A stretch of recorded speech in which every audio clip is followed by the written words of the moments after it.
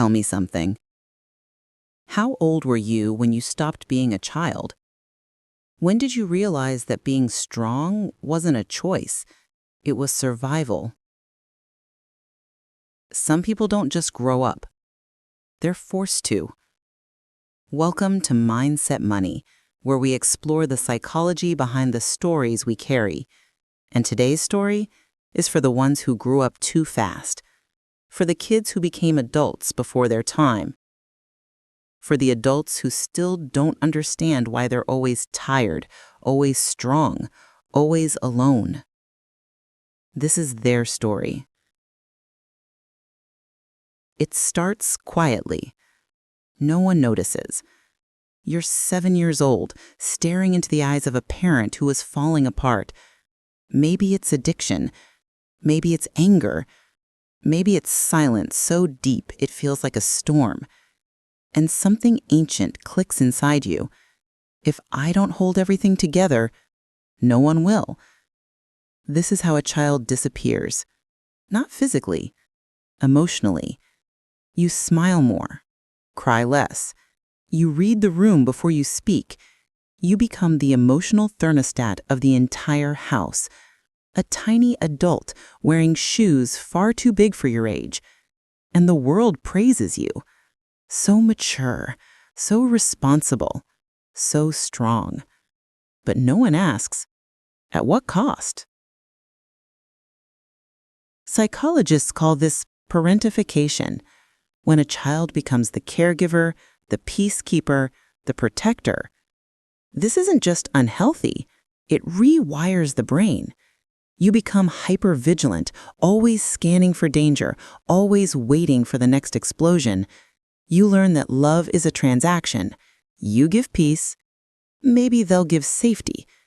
Your needs become dangerous, theirs become urgent, so you disappear inside yourself. In your place grows the good child, the quiet achiever, the therapist friend, the one who never asks for anything, the one who solves everything. You wear that identity so well that even you forget it's a mask. But deep down, something aches, because the child you buried never died. They're still inside, whispering, "Why didn't anyone protect me?" As you grow older, the wounds evolve. You become hyper-independent. You refuse help. You feel unsafe even in calm rooms. You struggle to rest because productivity is the only way you feel worthy. Joy feels unfamiliar. Stillness feels suspicious.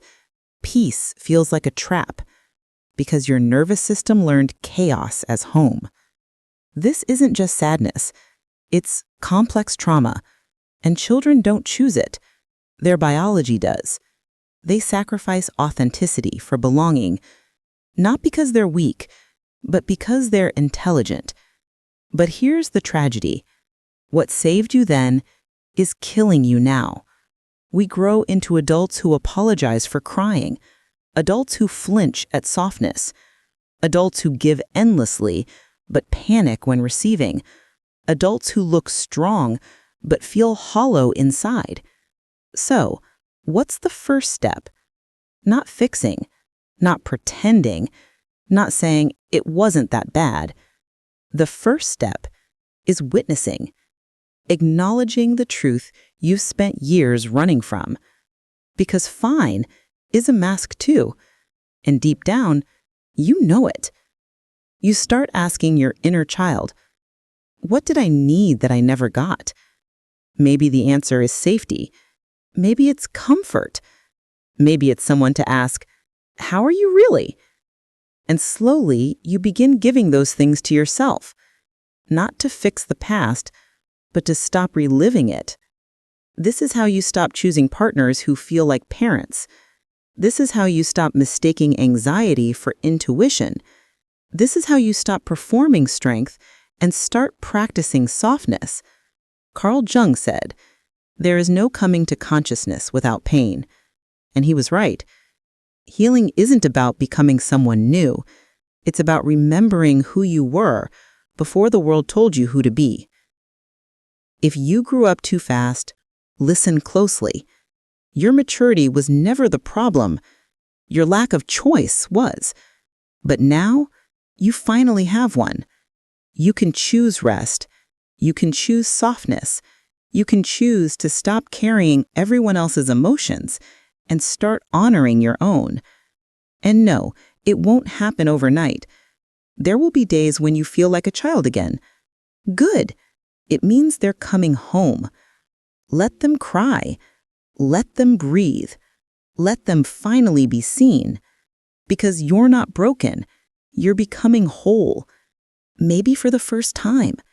You never had a childhood, but you still have a future. And this time, you get to write it.